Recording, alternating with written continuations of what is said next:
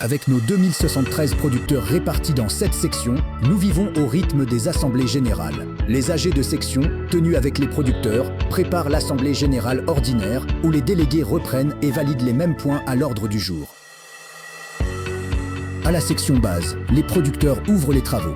Ils examinent ensemble le bilan moral et financier, abordent la durabilité et les certifications, discutent du projet d'agroforesterie, puis renforcent la mobilisation pour le développement de la coopérative. À Tatéville, les producteurs suivent le même ordre du jour, mots d'ouverture et prière, bilan moral et financier, durabilité et certification, recrutement et exclusion, agroforesterie, mobilisation et développement. Au 3e jour de la tournée, c'est le tour de la section de Bois-Nicro, où les producteurs poursuivent le même ordre du jour, en mettant l'accent sur la trésorerie et les projets d'agroforesterie, toujours dans l'esprit de solidarité. À Gros-Bonou, les débats reprennent sur les mêmes points. Transparence morale et financière, durabilité, agroforesterie et mobilisation des producteurs. À Parc, les discussions suivent fidèlement l'ordre du jour. Bilan, certification, recrutement et mobilisation pour une coopérative durable. Dans la section de Mossicro, les producteurs reprennent les mêmes points, illustrant la cohérence et l'unité de la coopérative. Enfin, à Nounoua, le 7e et dernier jour de la tournée des assemblées générales de section marque la clôture de ce cycle préparatoire. Comme dans chaque section, les producteurs ont suivi le même ordre du jour.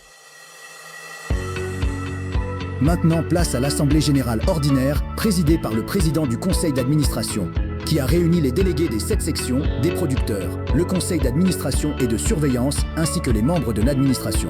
Fidèles au même ordre du jour que les assemblées générales de section.